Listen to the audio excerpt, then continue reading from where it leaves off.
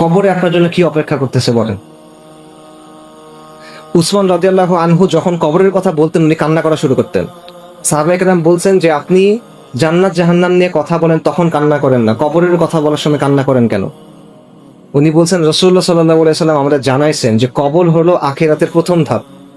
এই ধাপটায় যদি কেউ সফল হয় বাকি ধাপগুলো সহজ হয়ে যাবে, এই ধাপটায় যদি কেউ ব্যর্থ হয় বাকি ধাপগুলো কঠিন হয়ে যাবে। এই জন্য কবরের কথা চিন্তা করলে আমার ভয় লাগে, এই জন্য কান্না করেন। আসমা বিনতে আবু বকর রাদিয়াল্লাহু আনহা, বুখারীতে হাদিস আছে, উনি বলতেছেন যে একদিন উনি খুতবা শুনতেছেন রাসূলুল্লাহ সাল্লাল্লাহু আলাইহি ওয়াসাল্লামের। রাসূলুল্লাহ সাল্লাল্লাহু আলাইহি ওয়াসাল্লাম কবর নিয়ে কথা বলতেছেন, তারপর উনি বলছেন আমি এরপরে শুনতে পাচ্ছি না, কারণ প্রচন্ড শব্দ হচ্ছে, শোরগোল উঠছে, আমি শুনতে পাচ্ছি না। কিসের শোরগোল? সাহাবায়ে কেরাম কান্না করতেছেন, তারা মসজিদে শব্দ করে কান্না করতেছেন, যেই কারণে বাইরে থেকে শোনা যাচ্ছে না নবী সাল্লাল্লাহু আলাইহি ওয়াসাল্লাম কি বলতেছেন। পরে আসমা বিনতে আবু বকর রাদিয়াল্লাহু তাআলা আনহা উনি একজনকে জিজ্ঞেস করছেন রাসূলুল্লাহ সাল্লাল্লাহু আলাইহি ওয়াসাল্লাম কি বললেন। রাসূলুল্লাহ সাল্লাল্লাহু আলাইহি ওয়াসাল্লাম বলছেন যে কবরে তোমাদের জন্য ফিতনা আছে, যেই ফিতনা দাজ্জালের ফিতনার মতো। কবরে তোমার জন্য পরীক্ষা আছে। এইটা হলো সাহাবায়ে কেরামের অবস্থা, যে তারা যখন কবরের কথা শুনতেছেন তারা এমন ভাবে কান্না করতেছেন যে বাইরে থেকে সেই কান্নার শব্দ শোনা যাচ্ছে, নবী সাল্লাল্লাহু আলাইহি ওয়াসাল্লামের শব্দ শোনা যাচ্ছে না। আর আমাদের অবস্থা হলো যে এটা আমাদের মধ্যে কোনো প্রভাব ফেলে না। আমাদের অবস্থা হলো যে আমরা যখন জানাজার সময় যাই, আমি দেখতেছি একটা মানুষকে কবরে নামানো হচ্ছে, আমি দেখতেছি একটা মানুষকে একটা মাটির গর্তের মধ্যে ফেলে রাখা হচ্ছে। হয়তো আমার হৃদয়ের টুকরা কোনো মানুষকে আমি রেখে আসতেছি, হয়তো আমার বাবাকে আমি রেখে আসতেছি, হয়তো আমার মাকে রেখে আসতেছি, আমার সন্তানকে রেখে আসতেছি, আমার স্ত্রীকে রেখে আসতেছি, আমার কিছু যায় আসে না। হয়তো আপনাকে একদিন আমাকে এভাবে রেখে আসা হবে, আমাকে একদিন এভাবে রেখে আসা হবে মাটির একটা ঘরের মধ্যে, অন্ধকার একটা ঘরের মধ্যে আমাদের রেখে আসা হবে। কিন্তু এই চিন্তা আমাদের কষ্ট দেয় না, কারণ আমাদের অন্তরের মধ্যে এই অসুখটা ঢুকে গেছে। মৃত্যু আমাদের কাছে বাস্তব মনে হয় না। আমরা জানি মৃত্যু আসবে, আমরা জানি আখিরাত আসবে, কিন্তু এটা আমাদের কাছে ওরকম বাস্তব মনে হয় না। দুনিয়াটা আমাদের কাছে বাস্তব মনে হয়। এইটা হলো সাহাবাদের সাথে আমাদের পার্থক্য, এটা হলো আমাদের রোগ।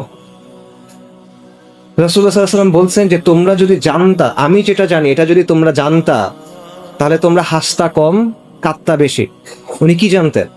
রাসূলুল্লাহ বলছেন যদি আমি আল্লাহর কাছে দোয়া করতাম যাতে কবরের শব্দ তোমাদেরকে শোনানো হয়, কিন্তু এটাতে এমন হইতে পারে যে তোমরা ভয় পেয়ে কবর দেয়াই বন্ধ করে দিবা, এই জন্য আমি দোয়া করতেছি না।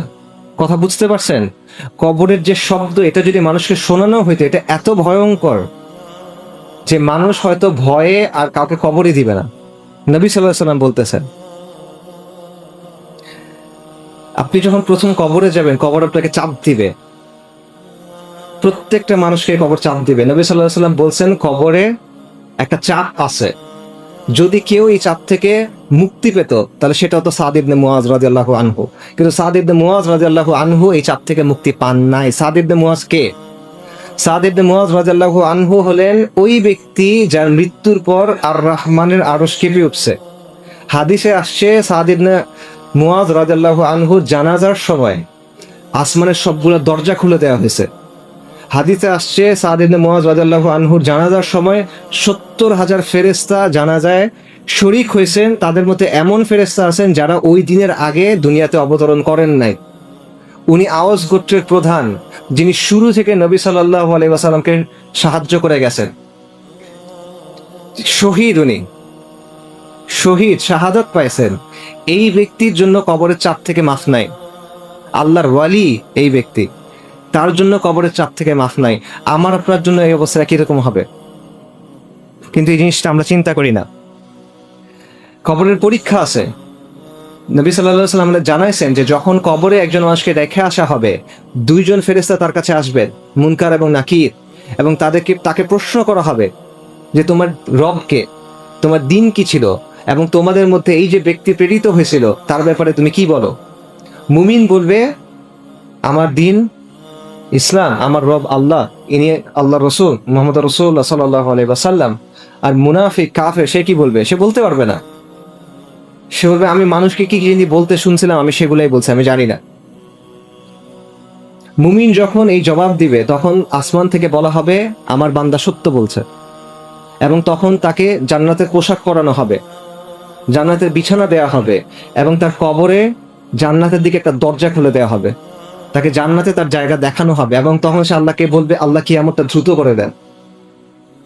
আর ওই বান্দা যে কাফের, মুনাফিক, তাকে সে যখন বলবে আমি জানি না, তখন বলবে এই সে মিথ্যা বলতেছে, এবং তখন তার জন্য জাহান্নামে যে পোশাক থাকবে, জাহান্নামের বিছানা দেয়া হবে, এবং জাহান্নামের দিকে দরজা খুলে দেয়া হবে, এবং সে বলবে আল্লাহ কিয়ামত যেন না হয়, কারণ তখন তার ওখানে যেতে হবে।